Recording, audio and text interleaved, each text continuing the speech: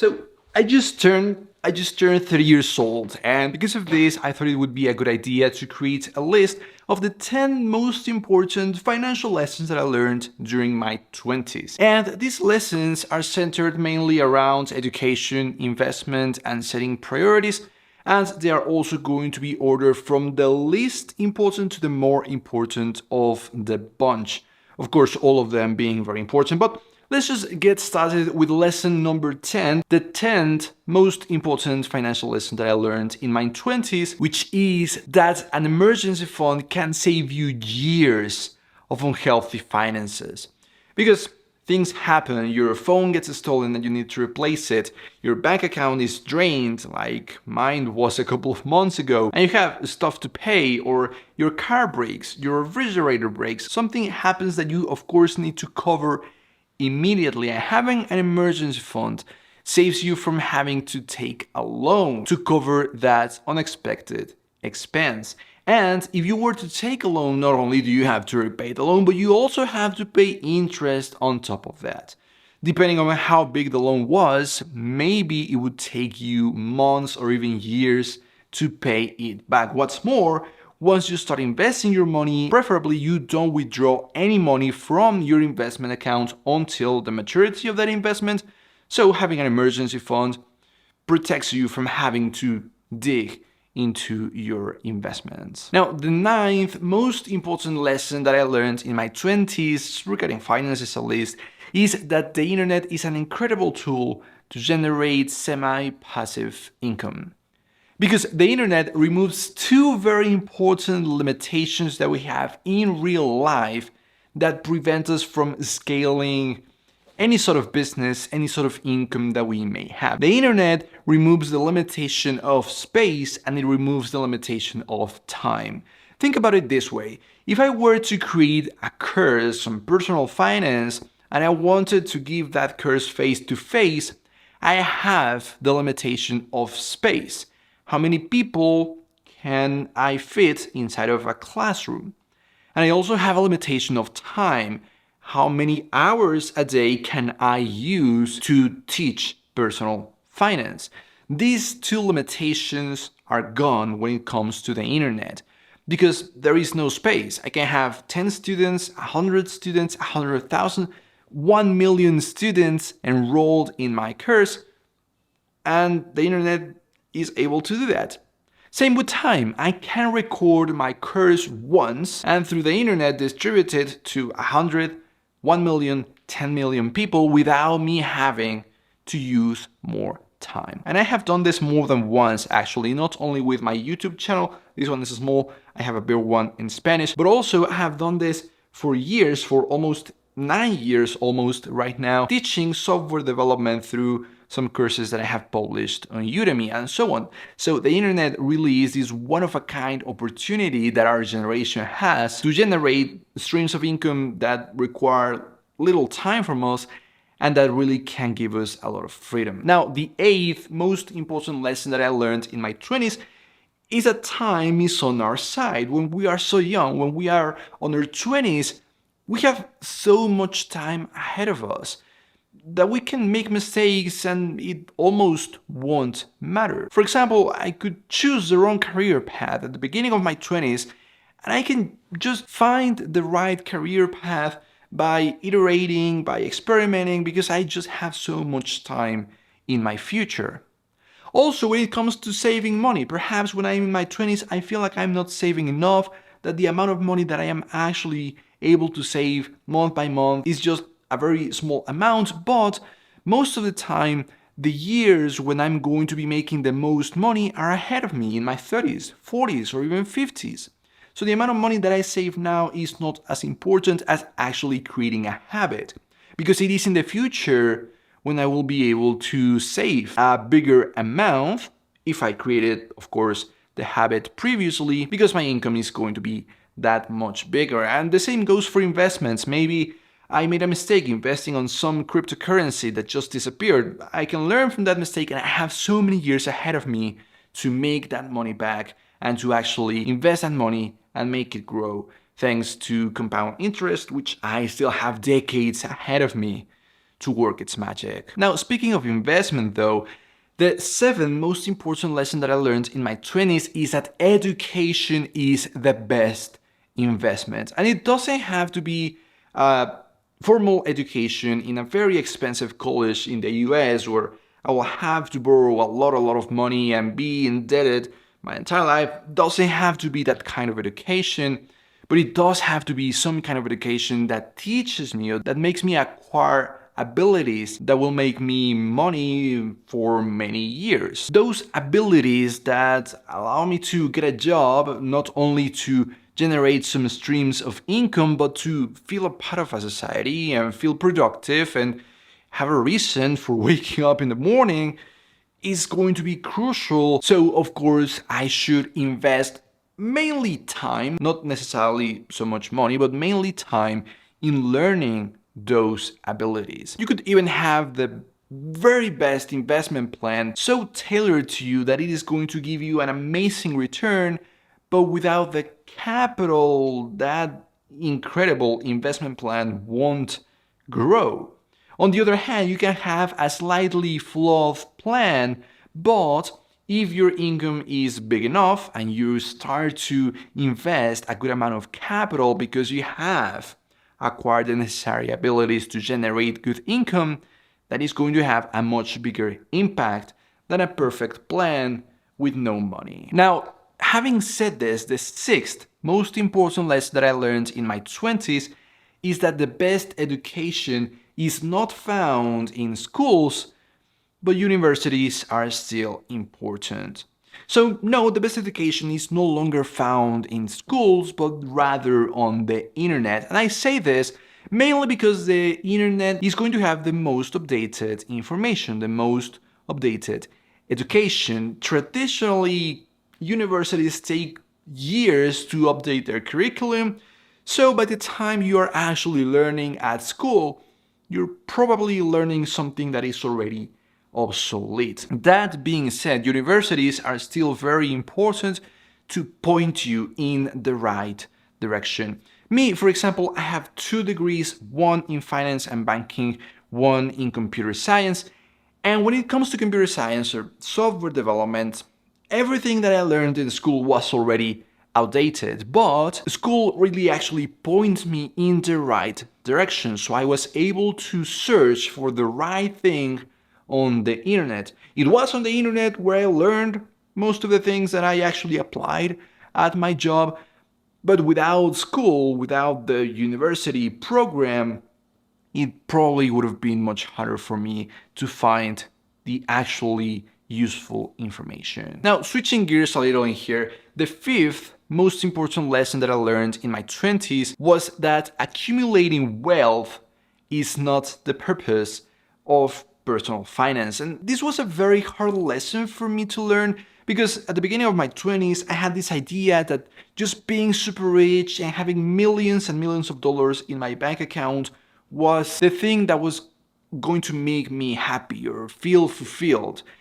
And I worked so hard, so many hours, years when I worked from Monday to Sunday, 10, 12, 16 hours a day, trying to generate multiple streams of income and accumulating wealth and making my income grow so fast that I'm not saying that it was entirely bad because my income did grow fast, but I also neglected a lot of very important things, mainly my health, both physical and mental health, as well as my family and friends and hobbies and so on, to the point that by the time I was about to turn 29, I'm 30 now, as I said at the beginning of the video, I felt so incomplete, like the only part of my life that I have been focusing on for the past 10 years was my professional life, but I had no personal life, my health was in shambles, I wasn't actually living. So instead of focusing on accumulating wealth or focusing just on the money, what personal finance should be about, a good personal finance is about, is maximizing well-being.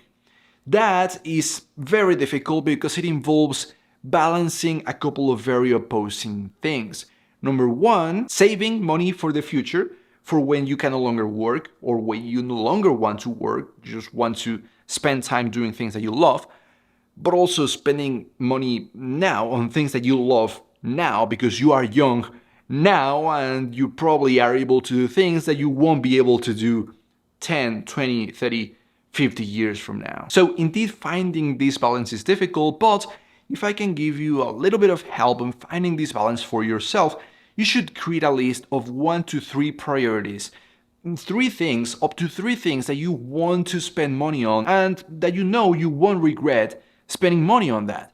Traveling, for instance, comes to mind, or maybe you just have this passion about photography, so buying expensive cameras, expensive lenses, taking expensive lessons, taking expensive trips to amazing places to take amazing photos.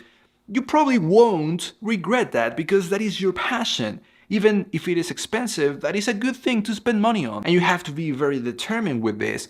You stop spending money on everything else that is not your priority. Of course, you have to spend money on necessary things like rent and food and health and education, as I just said, but everything else that is not necessary and that is not your priority, don't spend money on that.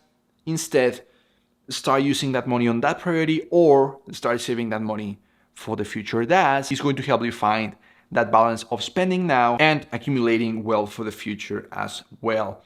Speaking of wealth, the fourth most important lesson that I learned in my 20s is that wealth is that which you cannot see. Meaning that wealth is not a sports car.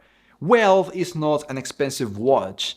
Wealth is not flying private all the time. Those are actually examples of the opposite of wealth. Money that has already been spent, that has already left the wealth of a person. If you see a person with a car that probably costs $200,000, the only thing that tells you is that that person has $200,000 less than they had before purchasing that car. On the other hand, wealth is money that is on a bank account, on a savings account, on an investment account, and that is providing a person of freedom.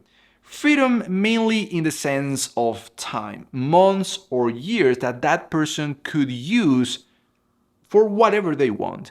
If suddenly they want to quit their job and take a sabbatical or use a couple of years just to explore their painting abilities, even if they never sell any paintings, that is freedom, that is wealth. So compare this, one person with $200,000 in their bank account that provides them with 4 years of freedom to do whatever they want versus a person with a $200,000 sports car in their garage, but that has to go work every day to pay up that car.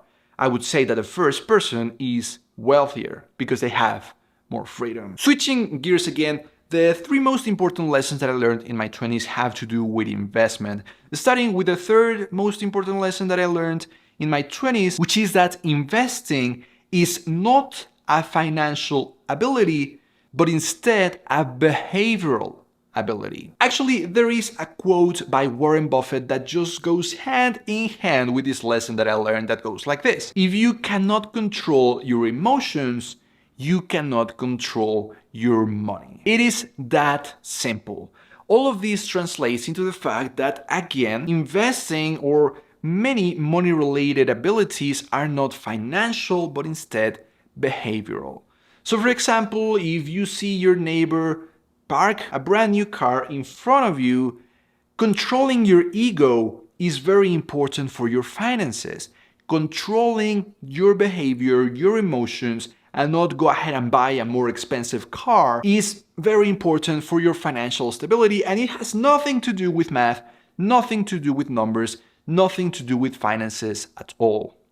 When it comes to investing, creating a plan that you can follow even on market turndowns, even when you see your portfolio being brought to the ground, as in 2022 with stocks and bonds and real estate going down, but still not selling because you know that your plan is for the long term. Controlling your fear, or maybe not even feeling fear at all, is very important for you to maintain financial stability. And again, it has nothing to do with numbers, nothing to do with math, nothing to do with finances. Creating a habit of saving every month, that is crucial and has nothing to do with math, nothing to do with numbers, nothing to do with finances. So again, investing, personal finance in general, is more of a behavioral ability than a financial one. Now, the second most important lesson that I learned in my 20s is that the rich no longer have access to the best investment opportunities.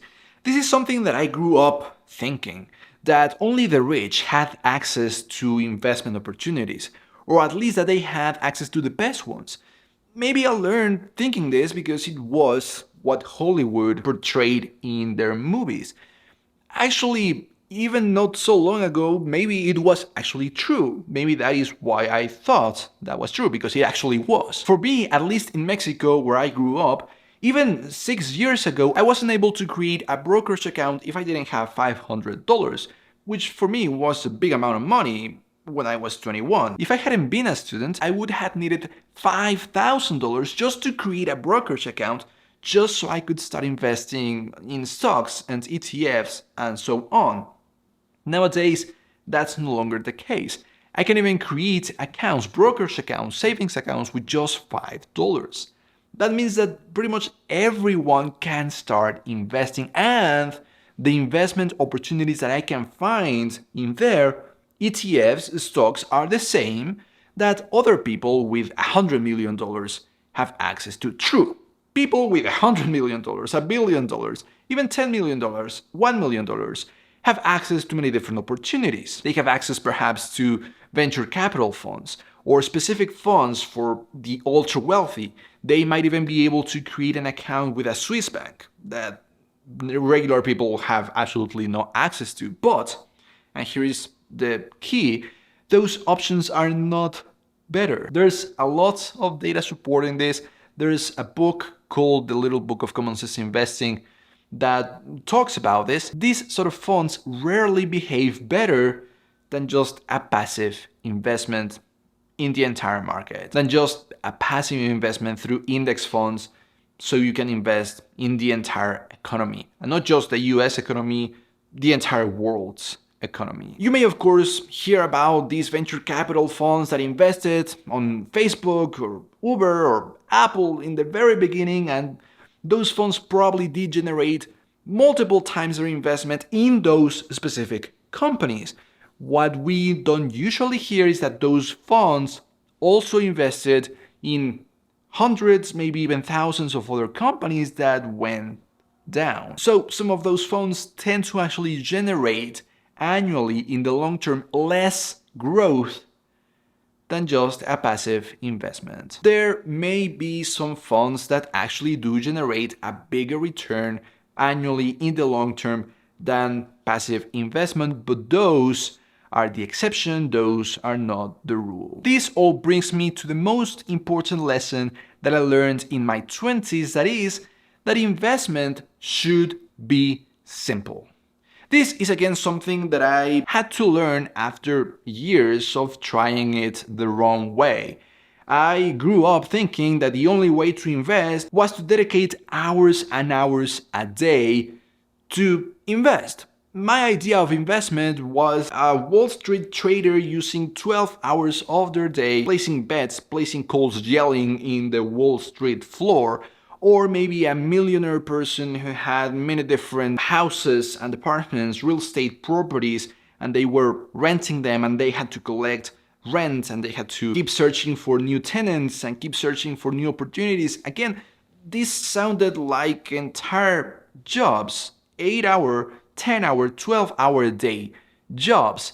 And if I wanted to be something else, if I wanted to be a software developer or an artist, or if I wanted to be a doctor, I wasn't supposed to invest.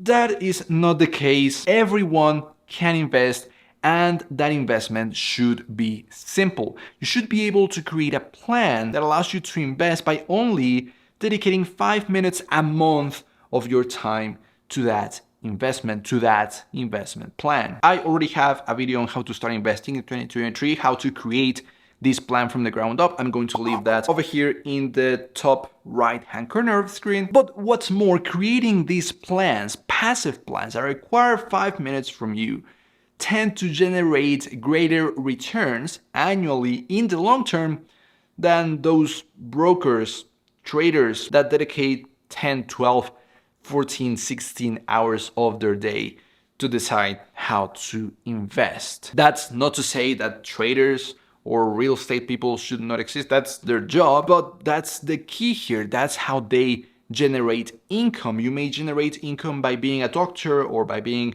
a software developer, an artist, something else. That's just a different job. That doesn't mean that all of us shouldn't be able to invest. But there you have it, the 10 most important lessons that I learned, very finance related lessons that I learned in my 20s. Hopefully they are helpful for you, either because you're still in your 20s, or maybe you're even younger, or even if you're older in your 50s or 60s, maybe one of these lessons is helpful for you right now. If it is right now, this brand new channel really needs your help. It would be amazing if you liked and shared this video, and also subscribe to the channel. See you in the next one.